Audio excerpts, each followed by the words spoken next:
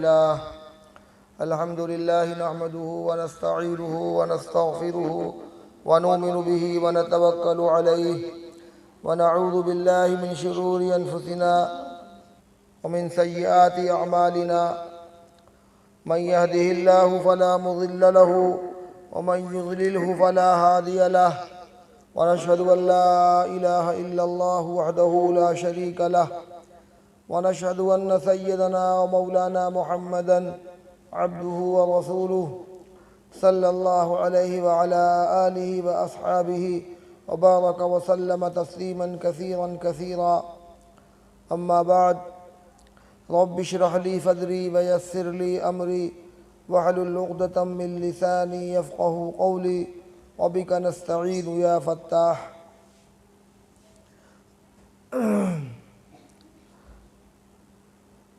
पर्दानशीन ख़वातीन,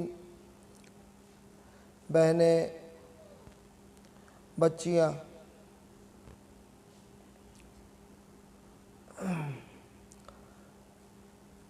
अल्लाह ताला ने हम सबको ईमान की दौलत बख्शी, मुसलमान घराने में पैदा फरमाया, इस्लामी माहौल में हम सब ने आँखें खोली। मुसलमान माँ बाप की ज़ेर तरबियत हम सब ने परवरिश पाई और वर्षे में हमें दीन मिल गया, कुरान मिल गया, नबी मिल गए, इस्लाम मिल गया। मुसलमान होने की हैसियत से हमें कुछ बुनियादी और ज़रूरी बातें जानना ज़रूरी हैं, जिनके बग़ैर हम मुसलमान बाकी नहीं रह सकते। हर मुसलमान के लिए ख्वाह मर्द हो, ख्वाह औरत हो, ख्वाह बच्चा हो, ख्वाह बूढ़ा हो, ख्वाह शहर में रहने वाला हो या देहात का रहने वाला हो, ख्वाह गरीब हो या अमीर हो, बहैसियत मुसलमान हर एक पर कुछ ज़िम्मेदारियाँ आयद होती हैं, कुछ ज़िम्मेदारियाँ आती हैं जिनको एक मुसलमान को जानना बेहद ज़रूरी है।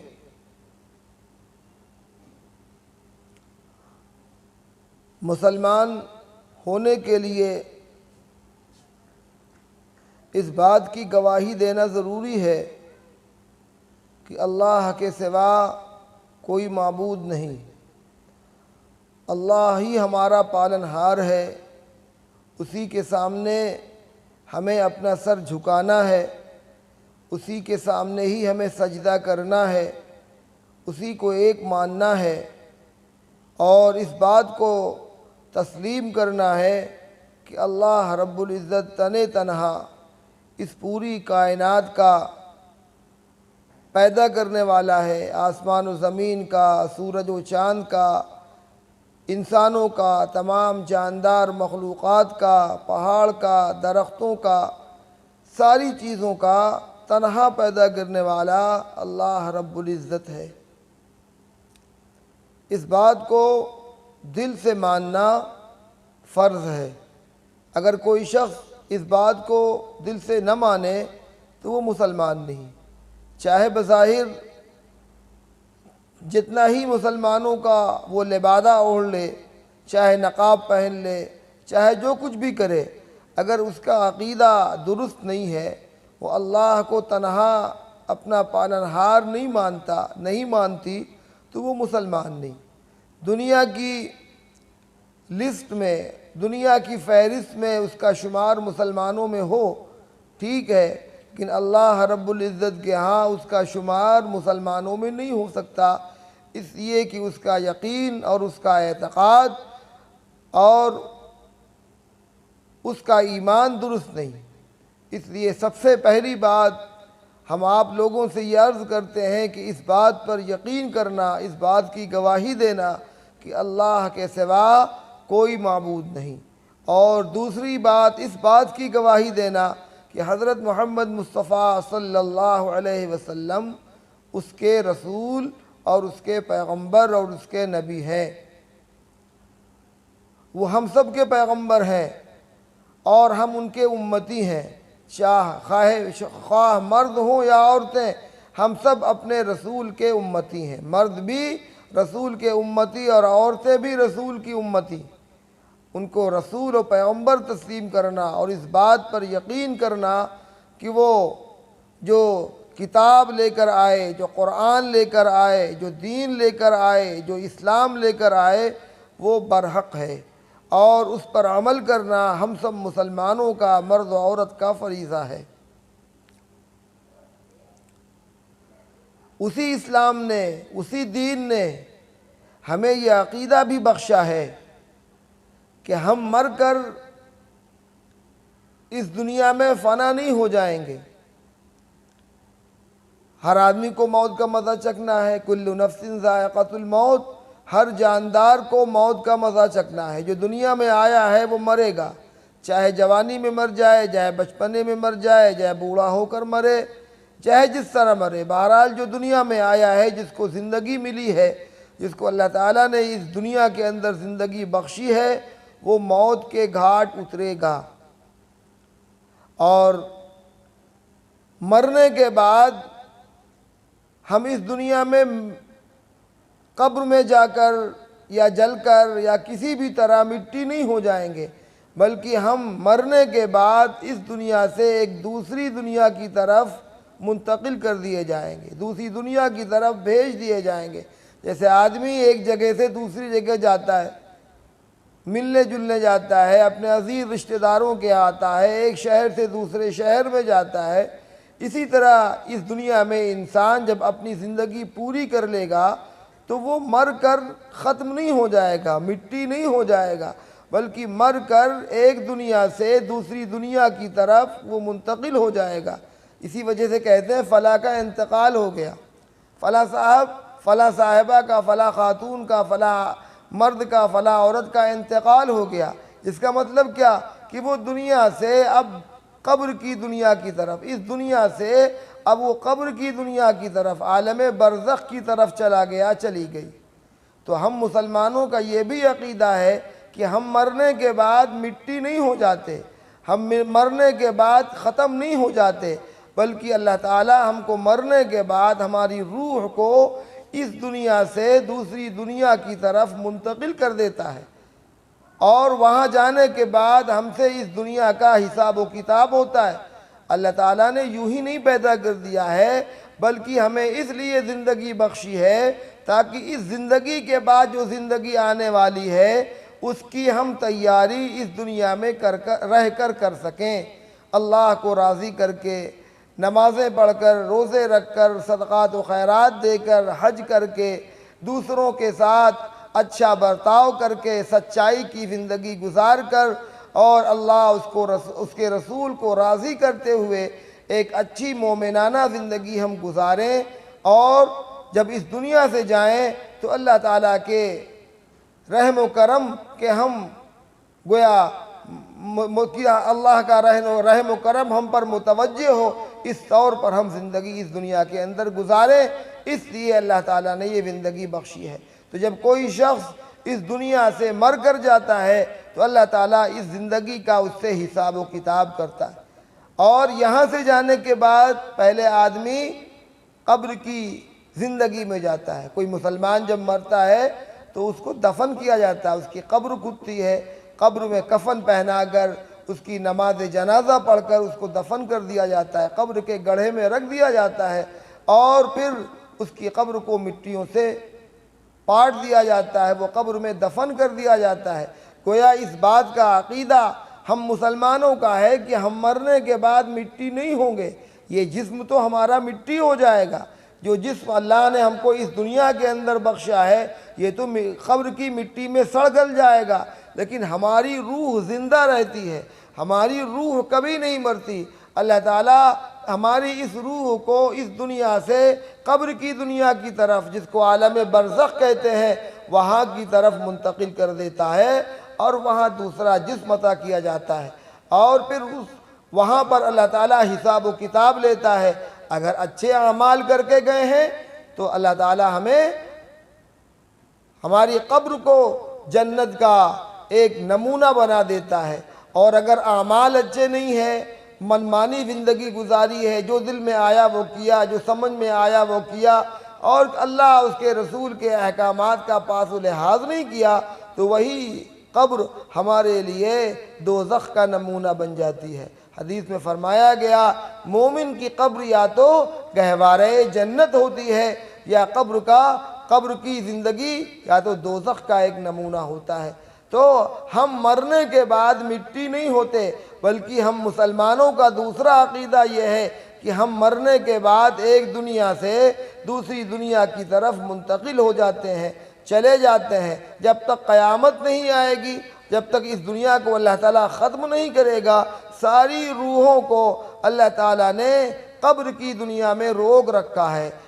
और वहाँ पर अजर सवाब भी दिया जा रहा है, वहाँ पर राहत व आराम भी मिल रहा है, और जिसके आमाल गंदे और ख़राब हैं उनको अज़ाब और सज़ा भी दी जा रही है। उस सज़ा का एहसास हमारा जिस्म करता है, हमारी रूह करती है। तो इस सिलसिले में हम चंद बातें आपके सामने अर्ज़ करेंगे, चूँकि जब ये एहसास दिल के अंदर रहेगा कि हमें मरने के बाद कब्र की ज़िंदगी में जाना है और कब्र में हर एक को दफन होना है, वहाँ हिसाब व किताब होना है, जब ये एहसास बाकी रहेगा, जब ये ख़याल बाकी रहेगा, तो आदमी अल्लाह की नाफरमानी करते हुए ज़रा लर्ज़ेगा, ज़रा डर जाएगा और उसको इस बात का ख़याल आएगा कि हमें मरकर दफन होना है और मरने के बाद हमें अपने आमाल का हिसाब व किताब देना है।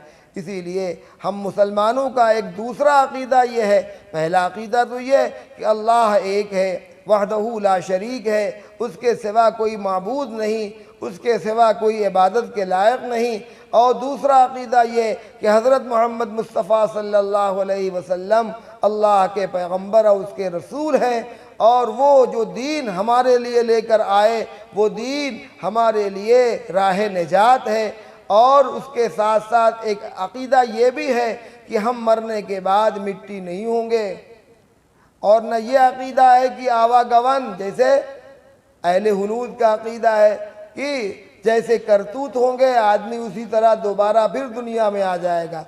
अच्छे करतूत है तो अच्छा रूप धारण कर लेगा, गलत करतूत है, गलत काम है तो कुत्ते बिल्ली और गधे की शक्ल में आ जाएगा, गलत रूप धारण करवा दिया जाएगा। ये हम मुसलमानों का अक़ीदा नहीं है। हम मुसलमानों का अक़ीदा ये है कि एक बार जो मर गया वो रूह इस दुनिया से आलम बरज़ख की तरफ, कब्र की तरफ चली गई, वहाँ से कोई वापस नहीं आता। अल्लाह ताला जब दुनिया में किसी इंसान को भेजता है तो नई रूह डालकर, अल्लाह ताला के ख़जाने में कोई कमी थोड़ी है, उसने एक दुनिया बना रखी है जहाँ पर सिर्फ रूहें ही हैं, रूहें ही रूहें हैं। और वहीं से अल्लाह ताला जब किसी को पैदा करना चाहता है तो वहीं से एक रूह लेकर उस जिस्म में डाल देता है और आदमी एक नई रूह के साथ इस दुनिया में आता है। जब तक उसकी ज़िंदगी रहती है उस दुनिया में वो रहता है, जब उसकी ज़िंदगी ख़त्म हो जाती है, वो मर जाता है, तो उसकी रूह फिर इस दुनिया से दूसरी दुनिया की तरफ मुंतकिल हो जाती है, जिसको कब्र की दुनिया कहते हैं। और ये आप लोग ये भी तफसील जान लें कि जब इंसान मरता है तो अल्लाह ताला के यहाँ आखिरत में दो दफ्तर हैं, दो ऑफिस कह लीजिए आप, दो ऑफिस हैं। एक ऑफिस वो है, एक दफ्तर वो है जहाँ पर नेक रूहों को दर्ज किया जाता है, जहाँ पर नेक रूहों की एंट्री होती है, और एक दफ्तर वो है, एक ऑफिस वो है अल्लाह ताला के यहाँ जहाँ पर गंदी रूहों की एंट्री होती है। जब कोई नेक बंदा मरता है या मरती है तो फरिश्ते उसकी रूह को निकालते वक्त एक बेहतरीन रेशमी बिछौना लेकर आते हैं, खुशबूदार लिबास लेकर आते हैं, खुशबूदार उनके हाथ में एक बिछौना होता है और उस रूह, उस पाकीज़ा रूह को जो इत्र के अंदर बिल्कुल गोया खुशबू ज़दा होता है, उसके अंदर उस रूह को लेते हैं और आसमानों पर लेकर जाते हैं। उस रूह के लिए आसमान के सारे दरवाजे खोल दिए जाते हैं और फिर वो उस रूह को लेकर वहाँ तक पहुँचते हैं जहाँ तक उस रूह की एंट्री होती है, जिसको इल्लियीन कहते हैं। अल्लाह ताला ने दो जगह बना रखी है, एक वो जगह जहाँ पर नेक बंदों की रूहें, चाहे मर्द हो या औरत, उनकी अल्लाह ताला एंट्री करता है, उनको दर्ज करता है। और जब कोई काफिर, कोई मुशरिक, कोई गुनहगार मरता है या मरती है तो मौत वाले फरिश्ते जो रूह निकालते हैं इंतहाई गलत शक्ल में, इंतहाई बद शक्ल में उसके पास आते हैं। उनके पास एक जन्नती, एक दोज़खी टाट होता है, उसमें उसकी रूह को लपेट कर लेकर ऊपर जाते हैं। उसके लिए आसमान के दरवाजे नहीं खुलते, उसकी एंट्री सिज्जीन में करा दी जाती है और उसकी रूह को वहीं से फरिश्ते आसमान से ही फेंक देते हैं और वो कब्र में आ जाती है। ये तफसील आप जानती रहें। तो जो भी इंसान मरता है या मरती है, जो भी बंदा मरता है या मरती है, उसकी रूहें पहले आसमान की तरफ जाती हैं, उसके बाद वहाँ से उनको कब्र की दुनिया की तरफ भेज दिया जाता है। तफसीलात हदीस में मौजूद हैं। अल्लाह के रसूल सल्लल्लाहु अलैहि वसल्लम इरशाद फरमाते हैं, जब कोई शख्स मरता है और लोग उसको दफन करने के लिए ले जाते हैं, तो जैसे ही दफन करके फारिग होते हैं, जैसे ही मिट्टी देकर फारिग होते हैं, अभी मुर्दा उन अपने रिश्तेदारों के जूतों की आवाज़ सुन रहा होता है कि अभी वो मौजूद हैं, जा रहे हैं। उतने ही में अल्लाह की तरफ से दो फरिश्ते आ जाते हैं। वो फरिश्ते उसको कब्र में उठाकर बिठाते हैं। उसके बाद उनसे सवालात करते हैं, मर रब्बु का वमा दीनु का, तुम्हारा रब कौन है, तुम्हारा दीन क्या है, और जिस हस्ती को पैगंबर बनाकर भेजा गया था वो कौन थे। जब कोई नेक बंदा या बंदी अपने कब्र में जाता है या जाती है और जिसने अल्लाह उसके रसूल को पहचाना होता है, जिसने अल्लाह उसके रसूल के अहकामात पर अमल किया होता है, वो फ़ौरन समझ जाते हैं कि अच्छा ये वही फरिश्ते हैं जिनकी खबर हमारे नबी ने दी थी, जिनकी खबर हमारे अल्लाह ने हमको दी थी। वो चौकन्ना होकर बैठ जाता है और जैसे ही वो फरिश्ते कहते हैं मर रब्बु का, तुम्हारा रब कौन है, तो वो मुर्दा कहता है रब्बी अल्लाह, मेरा रब अल्लाह है। और तुम्हारा दीन क्या है, तुम किस दीन पर अमल करते थे। तो वो कब्र वाला बोल उठता है, वो बंदी बोल उठती है, दीनियल इस्लाम, मेरा दीन इस्लाम है, हम इस्लाम पर अमल करते रहे, इस्लाम की रस्सी को मजबूती से थामे रहे।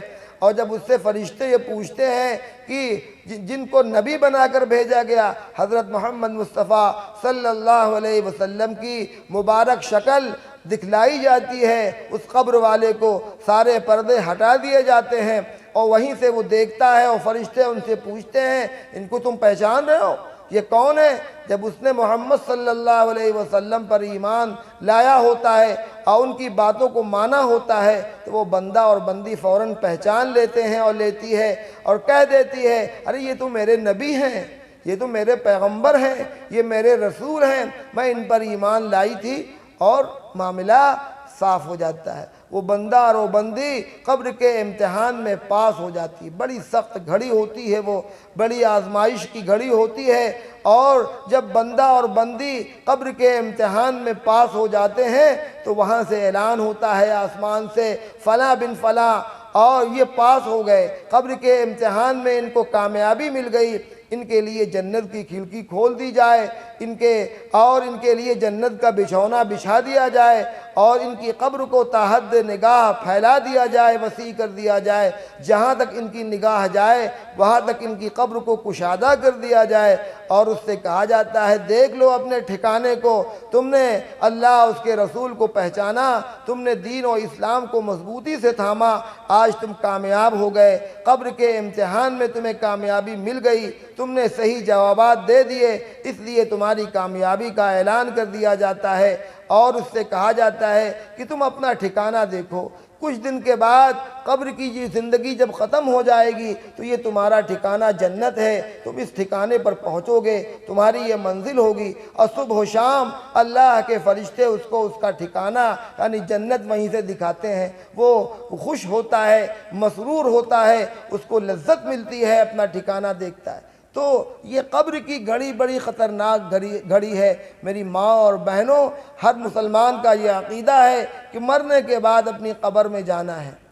चाहे कोई शख्स दफन कर दिया जाए तब भी कब्र की दुनिया में पहुँचेगा, चाहे कोई शख्स जलकर मर जाए, चाहे डूबकर मर जाए, चाहे उसके जिस्म के टुकड़े टुकड़े कर दिए जाएं, चाहे जलाकर उसको खाकिस्तर कर दिया जाए और राख बना दिया जाए, तब भी बहरहाल वो उसकी रूह कब्र की दुनिया में पहुँचेगी। रूह को तो कोई शख्स मार ही नहीं सकता, रूह नहीं मरती, रूह इस जिस्म से निकल जाती है। जब इंसान मरता है तो कहता था फला मर गया, यानी रूह निकल कर चली गई, रूह निकल कर चली गई। अल्लाह ताला ने कब्र की दुनिया में उस रूह को पहुंचा दिया और जब क़यामत आएगी तो फिर अल्लाह ताला उस रूह को निकाल कर आखिरत तक पहुंचाएगा, वहाँ का जिस्म दूसरा होगा। और हदीस में अल्लाह के रसूल सल्लल्लाहु अलैहि वसल्लम ने दूसरी तस्वीर भी पेश की। ये तो तस्वीर का एक रुख है, जब कोई मोमिन बंदा या बंदा मरती है तो कब्र में उसके साथ क्या मामला होता है, उसकी एक तस्वीर हमारे नबी हज़रत मोहम्मद मुस्तफ़ा सल्लल्लाहु अलैहि वसल्लम ने पेश फरमाई। तस्वीर का दूसरा रुख भी सामने है। दूसरा रुख क्या है? जब कोई गुनहगार, कोई काफिर मुशरिक जब मरता है और जब वो अपनी कब्र में पहुंचता है तो उससे भी सवालात होते हैं। वही फरिश्ते उसकी कब्र में भी आते हैं, जिसकी रूह को आसमान से उठाकर ज़मीन की तरफ फेंका गया है, वही फरिश्ते उसकी कब्र में भी आते हैं और मुनकर नकीर सवाल करने वाले फरिश्ते उसको उठाते हैं और उससे पूछते हैं मर रब्बु का, तुम्हारा रब कौन है, तुम्हारा रब कौन है? तो वो क्या कहता, हा हा ला अदरी, अरे मुझे पता नहीं, मैं नहीं जानता।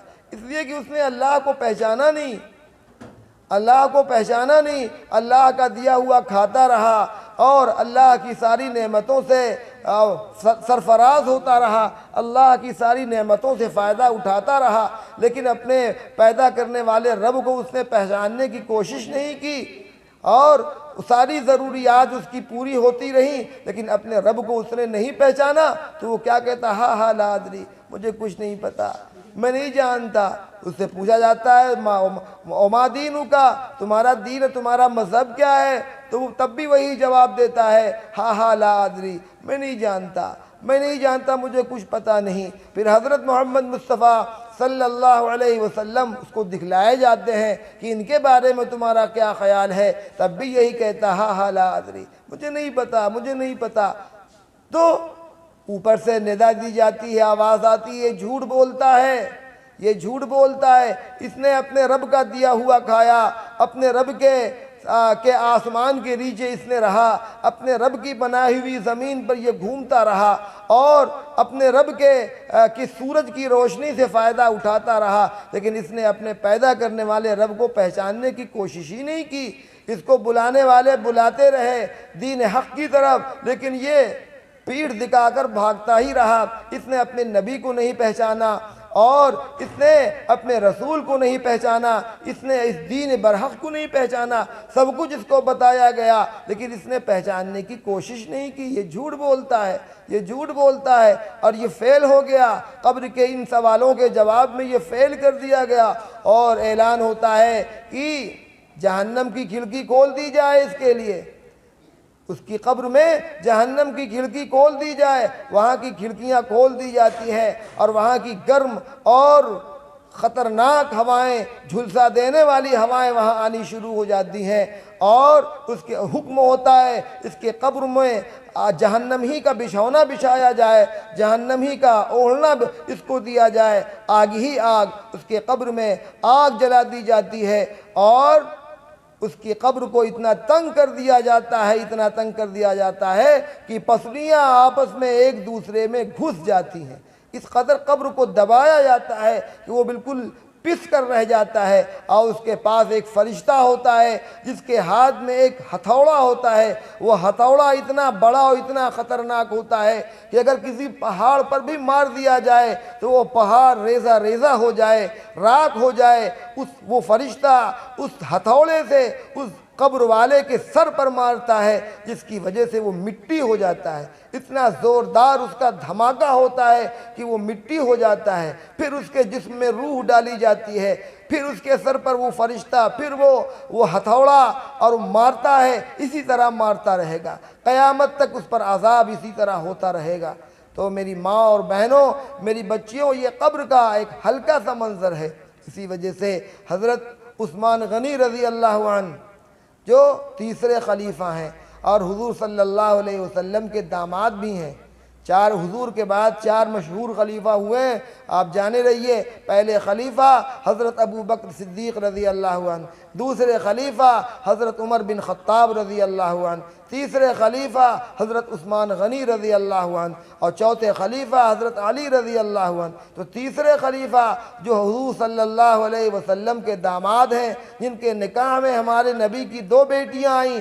सबसे पहला निकाह हज़रत रुक़ैया के साथ हुआ, और उनके इंतकाल के बाद दूसरी बेटी से भी आपने इनका निकाह फरमाया, हज़रत उम्मे कुलसूम रज़ी अल्लाह अन्हा से। इसी वजह से इनको ज़िन्नूरैन कहा जाता है। उनका हाल ये था, यानी हज़रत उस्मान गनी रज़ी अल्लाह अन्हु का हाल ये था कि जब वो किसी कब्र के पास से गुज़रते तो इस कदर रोते कि दाढ़ी मुबारक तर हो जाती, आंसुओं से दाढ़ी मुबारक तर हो जाती। लोग उनसे कहते कि आप और दीगर चीज़ों के ज़िक्र से इस कदर नहीं रोते, लेकिन जब कब्र से गुज़रते हैं या जब कब्र का तज़किरा होता है तो आप पर इस कदर गिरिया तारी हो जाता है, इस कदर आपकी आंखों से आंसू जारी हो जाते हैं। इसकी वजह क्या है? तो आपने फरमाया, अरे आखिरत की मंजिलों में से पहली मंजिल और सबसे ख़तरनाक मंजिल कब्र है। जो इस मंजिल से सही सलामत गुज़र गया उसके लिए आखिरत की सारी मंजिलें आसान हैं, और जो इस मंजिल में फंस गया फिर उसके लिए फंसना ही फंसना है।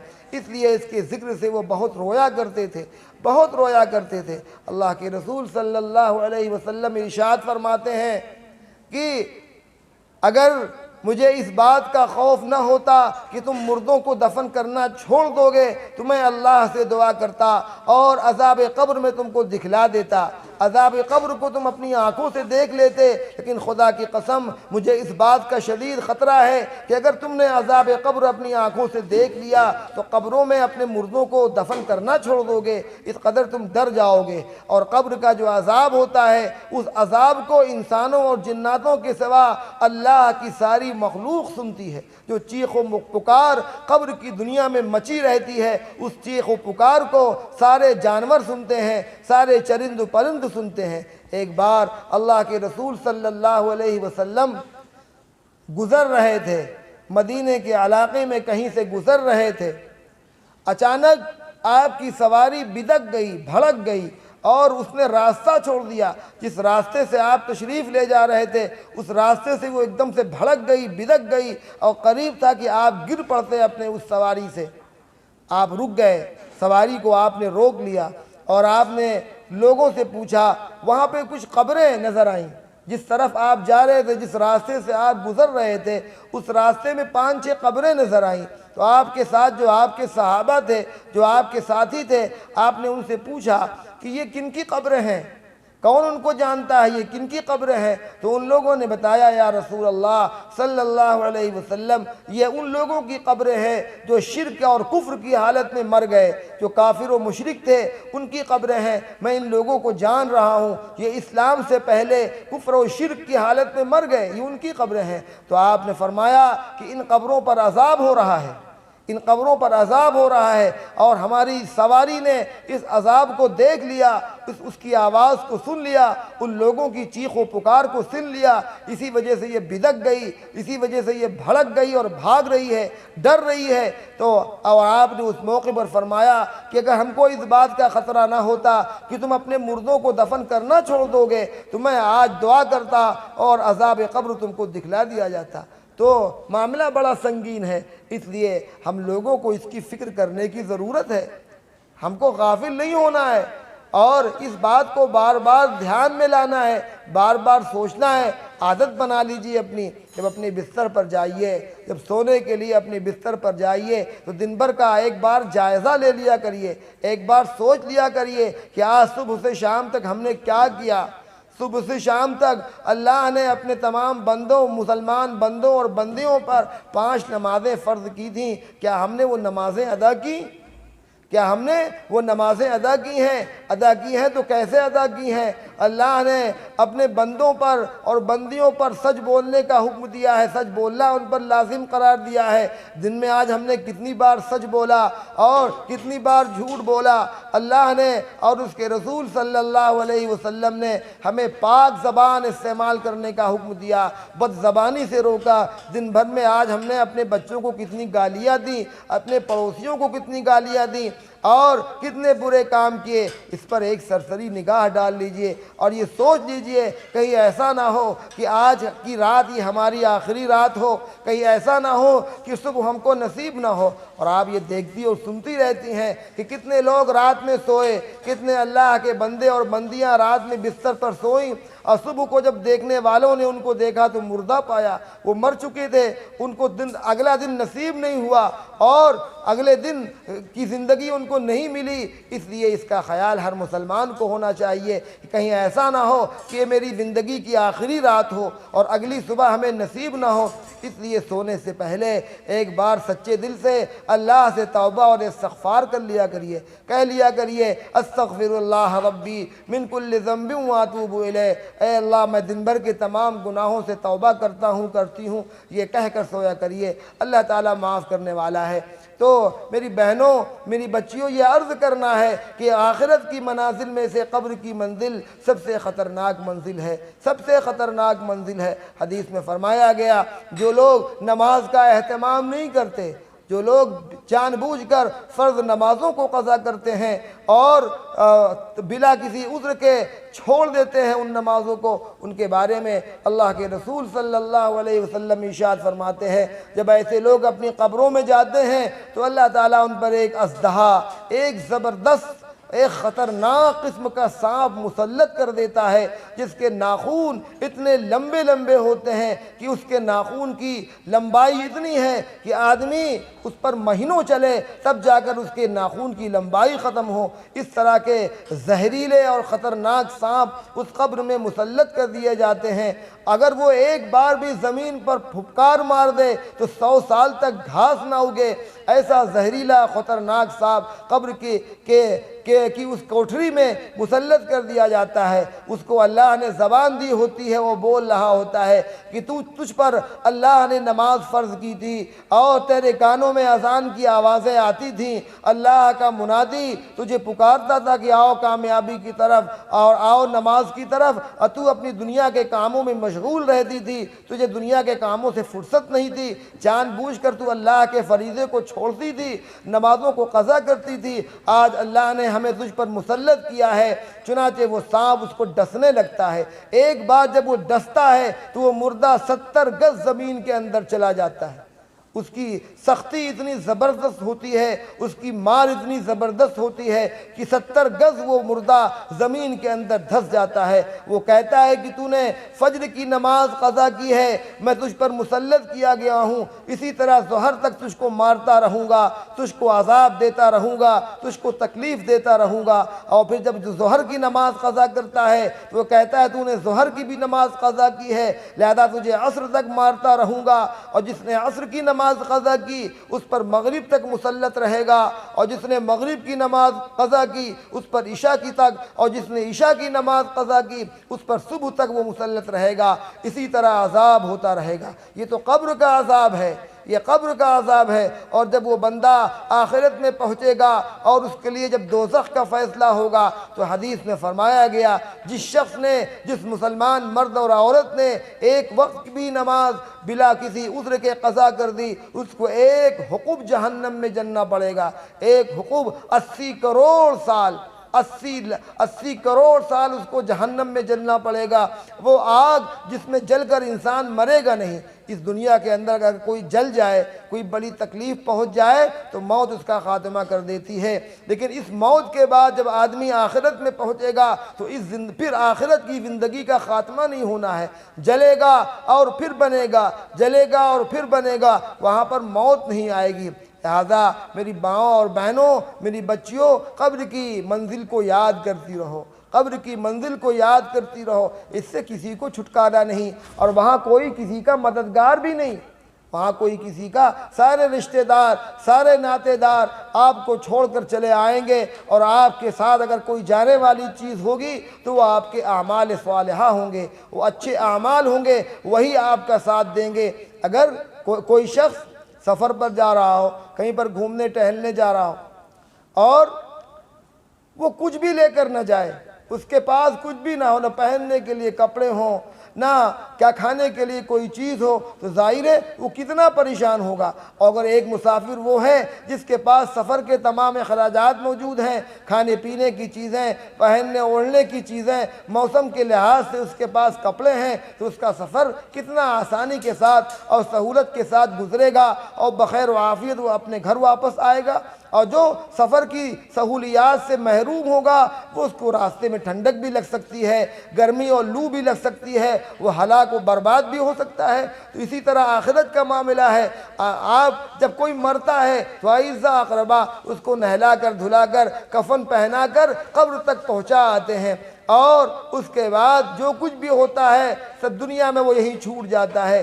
रिश्तेदार आइज़ा अक़रबा उसके छोड़े हुए माल में हिस्सा बकरा कर लेते हैं, हिस्सा बटा लेते हैं और वो खाली हाथ अपनी कब्र तक जाता है। अगर उसने अच्छे आमाल किए हैं तो अच्छे आमाल का रजिस्टर उसके कब्र में होता है और वो उसका साथ देता है, और अगर अच्छे आमाल नहीं है तो फिर मामला बड़ा ख़तरनाक होता है। फिर वही होता है जिसका मैंने अभी जिक्र किया कि नमाज़ों के क़ज़ा करने का अलग अज़ाब, रोज़ों के छोड़ने का अलग अज़ाब और झूठ बोलने का अलग अज़ाब, बदनज़री करने का अलग अज़ाब, मुख्तलिफ़ किस्म के अज़ाब में वो बंदा और बंदी मुब्तला कर दी जाती है। इसलिए ज़रूरत इस बात की है कि हमें इसका ख़याल रखना है। इससे किसी को मफ़र भी नहीं, कोई भाग भी नहीं सकता। कोई सोचे कि हम न जाएं अपनी कब्र में, ये मुमकिन भी नहीं है। जिस तरह ज़िंदगी मिलने के बाद मौत यकीनी है, उसी तरह मौत के आने के बाद अपनी कब्रों में जाना भी ज़रूरी और लाजमी है। कोई इससे भाग नहीं सकता। कोई चाहे जितनी वसीयत करके जाए कि मुझे दफन न करना, लेकिन आदमी सब कुछ तो मान लेता है, लेकिन ये मानने के लिए कोई तैयार नहीं होता कि उस मरे हुए जिस्म को, उस मुर्दा जिस्म को यूं ही छोड़ दिया जाए। आदमी सारी मसरूफियात को छोड़कर मरने वाले को नहलाता धुलाता है, उसको कफन पहनाकर, इत्र और खुशबू लगाकर और उसको कब्र के गड्ढे में उतार आता है। फिर वहाँ पर तन्हाई तन्हाई होती है। अगर कोई चीज़ इंसान के काम आती है तो उसके अच्छे आमाल हैं। अच्छे आमाल को अल्लाह ताला मुख्तलिफ़ शक्लें दे देता है। यहाँ हम नमाज़ें पढ़ रहे हैं, रोज़े रख रहे हैं, ज़कात दे रहे हैं, कुरान की तिलावत कर रहे हैं, लेकिन यहाँ पर उसकी कोई शक्ल नज़र नहीं आती, लेकिन आखिरत में हमें उसकी शक्लें नज़र आएंगी। हदीस में फरमाया गया जब आदमी कब्र के गड्ढे में रखा जाता है तो तन्हा होता है। हर आदमी अपनी अपनी कब्र में अकेला ही लेटता है और उसका कोई साथी नहीं होता। एक आदमी अपनी कब्र में दफन किया गया, तन्हा है। अचानक उसके सरहाने एक हसीन और जमील नौजवान आकर खड़ा हो जाता है। कब्र की उस तन्हाई में जहाँ पर कोई गमगुसार नहीं है, बीवी ने भी साथ छोड़ दिया, बच्चों ने भी साथ छोड़ दिया, अइज़ा अक़रबा ने भी साथ छोड़ दिया, शौहर ने भी साथ छोड़ दिया, हर आदमी अपनी कब्र में तन्हा है। अचानक एक हसीन और जमील नौजवान उसके सरहाने आकर खड़ा हो जाता है। वो बंदा और बंदी कहती है, तू कौन है भाई, इस तन्हाई में तू कौन आ गया? वो कहता है, अरे मैं कुरान हूँ। अरे तू कुरान पढ़ा करती थी, तुझे कुरान से मोहब्बत थी, तो कुरान की रोज़ तिलावत करती थी, मैं कुरान हूँ। तुझे वहाँ पर मेरी कोई शक्ल नज़र नहीं आई?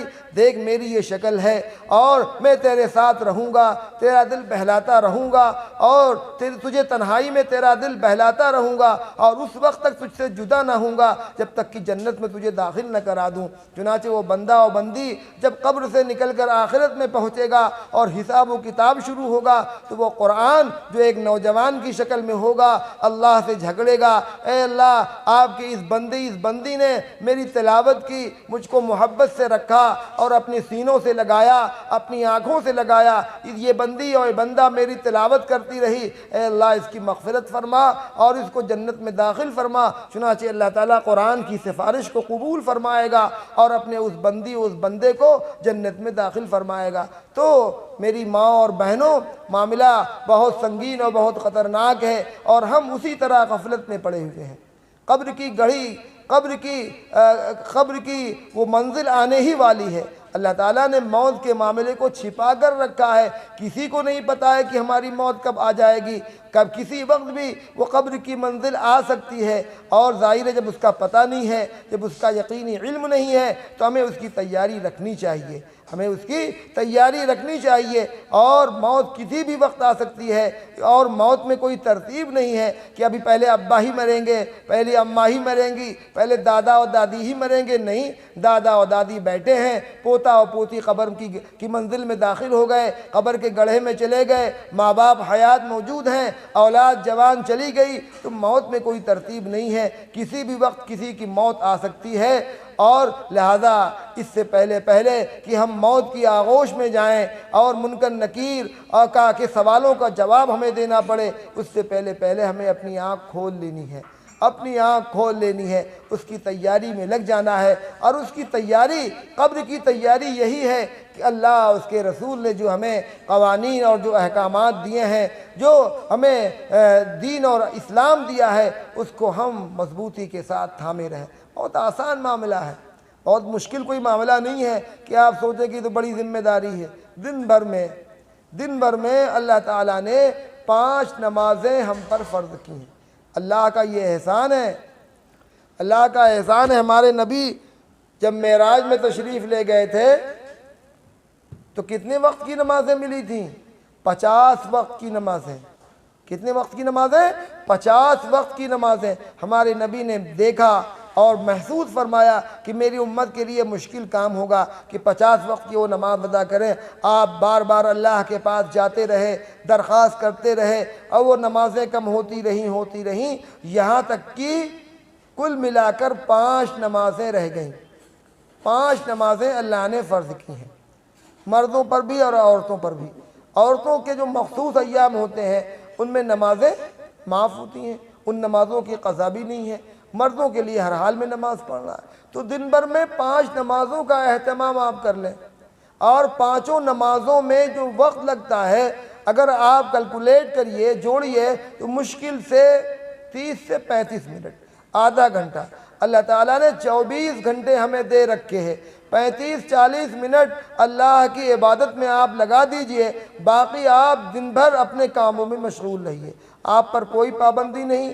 आप जायज़ कामों में अपने आप को लगाए रखिए, झूठ से बचती रहिए। और उसके बाद दूसरी चीज़ अल्लाह ताला ने ये फ़र्ज़ किया है कि साल भर के बाद रमज़ानुल मुबारक का महीना आता है, उस एक महीने का रोज़ा अल्लाह ने सारे मुसलमान मर्दों और औरतों पर फ़र्ज़ किया है।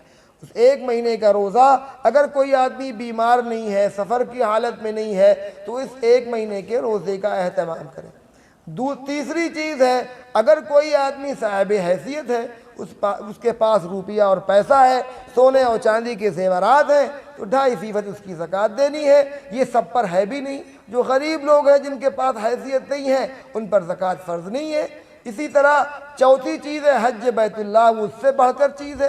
पूरी ज़िंदगी में अगर अल्लाह ने आपको हैसियत दी है, वहाँ पर आप जा सकते हैं हज करने के लिए, तो पूरी ज़िंदगी में अल्लाह ने एक बार हज बैतुल्लाह फ़र्ज़ किया है। ज़ाहिर है इसकी इस्तिताअत सारे मुसलमानों में नहीं है, इस वजह से ये सब पर फ़र्ज़ भी नहीं है। और ज़कात भी इसी तरह सब पर फ़र्ज़ नहीं है। जो हैसियत वाले लोग हैं, जिनके पास सोने और चांदी और रुपया और पैसा है, उन पर साल भर के बाद 2.5% ज़कात फ़र्ज़ है। बाकी बची 2 चीज़ें, दिन भर में 5 बार 5 वक्त की नमाज़ों की अदायगी और साल भर में 1 बार 1 महीने का रोज़ा। ज़कात का मामला सबके लिए नहीं, हज का मामला सबके लिए नहीं, बस ये 2 चीज़ें हैं। साल में 1 बार 1 महीने का रोज़ा रखना है और दिन में 5 बार 5 वक्त की नमाज़ें अदा करनी है। ये आसान काम है। उसके बाद अपने आम ज़िंदगी में आप झूठ से बचती रहिए। झूठ से बचती रहिए, सच बात की जाए, कुछ नुकसान ही क्यों ना हो जाए, सच बात कहते रहिए। अपनी ज़बान को गंदगी से और ख़राब बातों से बचाए रखिए, अच्छी बातें करती रहिए। मौका मिल जाए, फुर्सत मिल जाए तो किसी वक्त थोड़ा सा दरूद शरीफ पढ़ लीजिए। अल्लाहुम्मा सल्ली अला सय्यिदना मुहम्मद व बारिक वसल्लिम। सुबहान अल्लाह व बिहम्दिही सुबहान अल्लाहिल अज़ीम, ला इलाहा इल्लल्लाह मुहम्मदुर रसूलुल्लाह। पहला कलमा, दूसरा कलमा, तीसरा कलमा किसी वक्त चलते फिरते इसका विर्द कर लीजिए। इन सब चीज़ों से आपकी नेकियां बढ़ती रहेंगी, आपकी नेकियां बढ़ती रहेंगी। बस ये थोड़ी सी चीज़ें हैं, अगर आदमी इसका एहतमाम कर ले, इसको अपनी ज़िंदगी में ले आए तो अल्लाह को राज़ी कर लेगा, रसूल को राज़ी कर लेगा। और जब बंदा और बंदी अल्लाह उसके रसूल को राज़ी करके इस दुनिया से जाएंगे तो फिर उसका मामला ही अजब होगा, उसका मामला ही अजब होगा। ये दुनिया तो ख़त्म हो जाने वाली है, चाहे अच्छे हालात हो, चाहे बहुत बड़ा अमीर और कबीर आदमी हो, चाहे बंगलों और गाड़ियों में गुजर रहा हो, हवाई जहाज़ों में सफ़र कर रहा हो, उसको भी मरकर एक दिन जाना है, उसकी भी दुनिया छूटनी है। और चाहे कोई गरीब आदमी हो, चाहे तंगदस्ती की ज़िंदगी गुजार रहा हो, उसकी भी दुनिया छूटनी है। हाँ, जिसने इस दुनिया के अंदर अपने अल्लाह को, अपने रसूल को राज़ी कर लिया, वो कामयाब होकर गया और फिर उसको वहाँ की राहत व आराम, हमेशा हमेशा का आराम नसीब होगा। और जिसने इस चंद रोज़ा ज़िंदगी के लिए अल्लाह को नाराज़ किया, रसूल को नाराज़ किया, उसने अपना बहुत बड़ा नुकसान किया, उसने अपनी हलाकत को मोल लिया, उसने अल्लाह की नाराज़गी को मोल लिया, फिर उसके लिए बड़ा ख़तरनाक मसला होगा। इसलिए फ़ैसला हमारे और आपके हाथ में है, हमें क्या फ़ैसला करना है। हमेशा हमेशा की राहत व आराम की ज़िंदगी को तरजीह देना है या चंद रोज़ा राहत व आराम की ज़िंदगी को तरजीह देना है, इसका फ़ैसला हमें करना है। अल्लाह ताला हमें अमल की तौफ़ीक़ अता फ़रमाए और हमें सही समझ अता फ़रमाए। मौत से पहले पहले मौत की तैयारी की तौफ़ीक़ हमें नसीब फ़रमाए। व आखिरु दावाना अनिल हम्दुलिल्लाहि रब्बिल आलमीन। दुआ कर लीजिए। अल्लाहुम्मा सल्लि अला सय्यिदना मौलाना मुहम्मद व अला आलि सय्यिदना मौलाना मुहम्मद व बारिक वसल्लिम। रब्बना आतिना फ़िद दुनिया हसनह व फ़िल आखिरति हसनतन व क़िना अज़ाबन नार। रब्बना इग़फ़िर लना ज़ुनूबना व इसराफ़ना फ़ी अमरिना व सब्बित अक़दामना वंसूरना अलल क़ौमिल काफ़िरीन। ए अल्लाह, आपके नाम पर, आपके रसूल के नाम पर ये मजलिस संवारी और सजाई गई है। आपके बंदे, आपकी बंदियाँ ए अल्लाह आपकी बात सुनने के लिए, आपके रसूल की बातों को सुनने के लिए यहाँ पर जमा हुई हैं। ए अल्लाह हम सबको समझ अता फ़रमाइए, अपनी ए अल्लाह नाराज़गी से बचाइए, अपनी खुशी और अपनी रज़ा वाले आमाल हम सबको नसीब फ़रमाइए। ए अल्लाह, मौत तो यकीनी है और आखिरत की मंजिलों में से सबसे पहली और सबसे ख़तरनाक मंजिल कब्र की मंजिल है। ए अल्लाह हमें मौत से पहले पहले ए अल्लाह इसकी तैयारी अता फ़रमाइए, कब्र के अज़ाब से बचाइए। ए अल्लाह हमें नमाज़ों का एहतमाम नसीब फ़रमाइए, सच्चाई पर साबित कदम रखिए, झूठ से बचाइए, बदनज़री से बचाइए, अपनी बच्चों की अच्छी तालीम व तरबियत की हमें तौफ़ीक़ अता फ़रमाइए। ए अल्लाह हम सबके बच्चों को नेक सालिह बनाइए, उनको अच्छी सोहबत व संगत अता फ़रमाइए। हमारी औरतों, हमारी बच्चियों को ए अल्लाह पर्दे की तौफ़ीक़ अता फ़रमाइए। ए अल्लाह पर्दे की तौफ़ीक़ अता फ़रमाइए। ए अल्लाह एक मोमिनाना ज़िंदगी हम सबको नसीब फ़रमाइए। ए अल्लाह अपने रसूल सल्लल्लाहु अलैहि वसल्लम के लाए हुए तरीक़े पर मर मिटने की हमें तौफ़ीक़ अता फ़रमाइए। ए अल्लाह उससे मोहब्बत नसीब फ़रमाइए, अपने रसूल से मोहब्बत नसीब फ़रमाइए। ए अल्लाह अपनी मोहब्बत नसीब फ़रमाइए। आखिरत के हिसाब व किताब से, आखिरत की पकड़ धकड़ से हम सब की हिफाजत फ़रमाइए, कब्र की पकड़ धकड़ से हमारी हिफाजत फ़रमाइए। हम सब से अल्लाह आसान हिसाब व किताब ले लीजिए, हम सब के लिए जन्नतुल फिरदौस का फ़ैसला फ़रमा दीजिए। रब्बना तक़ब्बल मिन्ना इन्नका अंतस समीउल अलीम व तुब अलैना इन्नका अंतत तव्वाबुर रहीम। व सल्लल्लाहु तआला अला खैरि ख़ल्क़िही सय्यिदना मुहम्मद व आलिहि व अस्हाबिही अजमईन बिरहमतिका या अरहमर राहिमीन।